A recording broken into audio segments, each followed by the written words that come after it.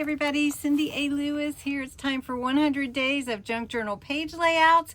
We are on day 10. So tomorrow I'll do a little flip through of the first 10 pages that are part of the first section, the beginner section.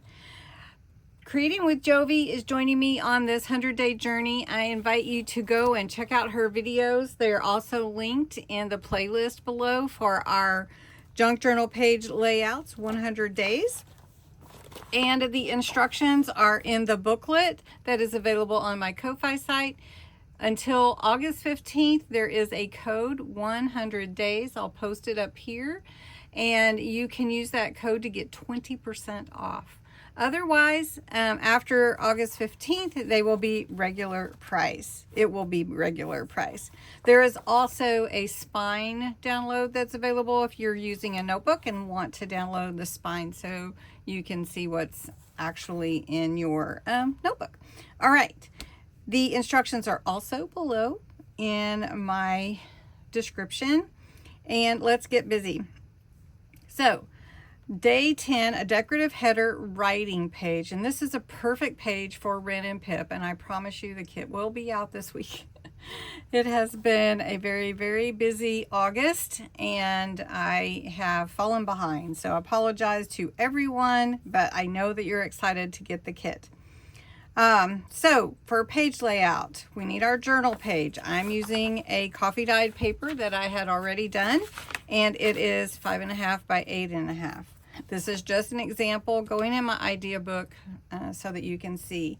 You can use collage papers or whatever you want to make your header, labels, word strips, your glue, etc. So what I'm going to do myself is I'm going to cut out the gathered treasures on one of my pages and a Ren and Pip little cutout or ephemera of her sitting and reading her journal with Pip by her side. This is Ren, and I will officially introduce them once the kit is available. You've been seeing sneak peeks, and I know that you're just really ready to get this kit, and I hope that you love it because it is really got my heart. This kit does, and I have fallen in love with my Ren and Pip.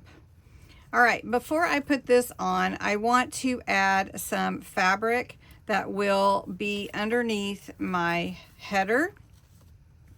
And I want it to hang down a little ways, but it doesn't have to hang down very far. So I thought what I would do is actually glue it to the back of my header first, and then that way I know. So I'm making my header to about 2 inches, I think that is. Actually 2.5, and it's the same size as the page, which is 5.5.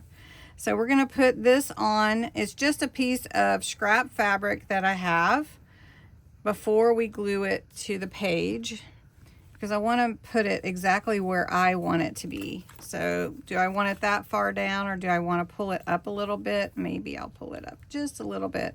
Really just want it kind of hanging out. Yeah, kind of like that. All right, so I'm going to put a little more glue up here at the top just to make sure that it sticks well.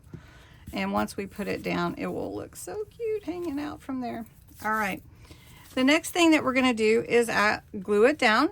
So it is exact same size as the page, which is what I wanted. And then I did ink the edges.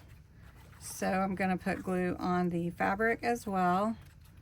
And I don't know if you use fabric in this way, but I was just gifted a whole bunch of fabric scraps, and I want to use them if I can. So we're just going to get creative with that. The next thing that I want to put up here is Ren and Pip. So I'm trying to decide if I want them like to be above the page, or if I want them down on the page. And I am not sure. I want to cover up the fabric. So we might put them where they're peeking out above the page. So we're going to glue them down. And the gathered treasures was already like this, so I'm not redoing that. It was just on one of the pages of the kit. All right. Then I wanted to put some ribbon or lace. and then a few flowers from this trim. But before I do any more, I want to stamp on these lines for writing. And so what I'm going to do is use my stamping platform real quick. And now the stamping platform, I can put down my paper exactly where I want it, and then I can, you have these magnets, and they will help hold my paper in place. Let's see, let's push this one over here. And then I can put my stamp where I want it. So we're going to put it like right, let's go up underneath here a little bit. Okay. That's where I want it to be. And then I take the top, which has these springs on it, and I pick up that stamp. And now I can ink those lines or my stamp, and I know it's going to be exactly where I want it to be. I'm using black, but you could use any color, of course.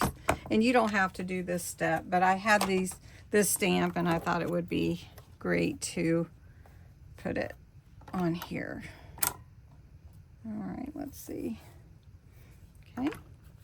And what is great about the stamping platform is that if I don't get all the ink where I want it, then I could restamp it. But I think it looks just fine the way that it's stamped out. So good job, stamping platform. Also, it works really great with large stamps if you don't have a stamping block that is as big, because this one is pretty big. Now I wanted to add a few rings with some splatter of coffee on my page, and I'm going to do that with the Vintage Photo ink because it's brown and I like that a little bit better with the coffee rings.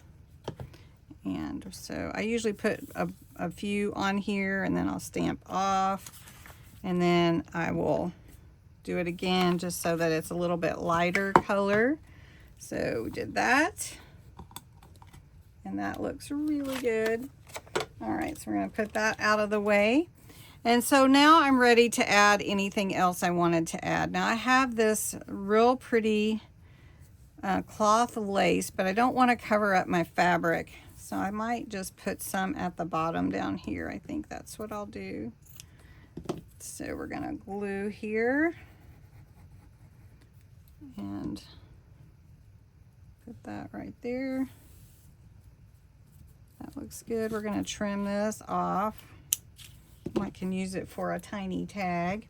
And then I thought we could add a few flowers. I have these from some trim that I got, and let's see, I want another gold flower. So I don't want it to be too bright, but I do like the purple and the gold. All right, so what I'm going to do is put one up here at the top, and then I'll put these two at the bottom down here. So we can either put them like this, which I think would be okay. Could put them like this, or I could do something like that. Actually, I think, let me put a little more glue on here. I think having them on each side will look good.